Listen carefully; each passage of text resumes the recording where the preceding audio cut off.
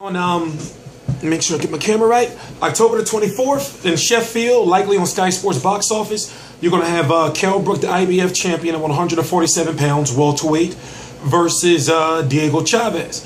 Diego Chaves is, in my opinion, a good fight for Kell Brook, because if Kell Brook beats him cleanly, he'll be able to do something that Timothy Bradley, by the way, WBO champion of the world, one of the pound-for-pound champions also, and Brandon Rios, a potential future Kell Brook opponent, was not able to do.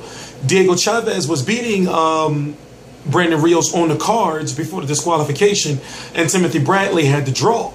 So if Kell Brook was to get a clean-cut, solid win over Diego Chaves, it's actually a good win for him. By the way, I am TstreeT Controversy. This is TstreeT Controversy Live with RealCombatMedia.com, and I cover every single major fight live. Boxing season is upon us, and I've been wondering what's been going on with Eddie Hearn's stable and his fighters, because, you know, it seems as though ever since Carl Froch retired, he hasn't been, or Matchroom hasn't been putting on real quality fights.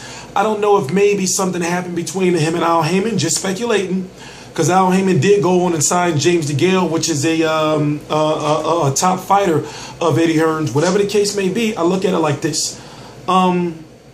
Kell Brook, fans are getting tired of Kell Brook, because with the win over JoJo Dan and the win over Frankie Gavin, it wasn't enough to prove to fans that Kell Brook is really a legitimate worldwide superstar. You know, there's been talks of him and Keith Thurman. Keith Thurman actually said in an interview, that, I will post on the channel, that Kell Brook may be saying the name, I'm paraphrasing, Kell Brook may be saying the name Keith Thurman, but Eddie Hearn's not saying the name Keith Thurman. We don't know for sure if Keith Thurman would even go overseas to fight I'm just saying this, I don't see Keith Thurman or Al Haymon allowing Keith Thurman to go overseas to fight a Kell Brook, you know, with those English judges and all that. But now, after Diego Chaves, it will, like, you know, this is a good fight. On paper, it's a good fight, and it will answer some questions for us about Kell Brook. But after that, he needs to be in a super fight. You know, it's got to be Amir Khan, even though Amir Khan just doesn't want to fight him.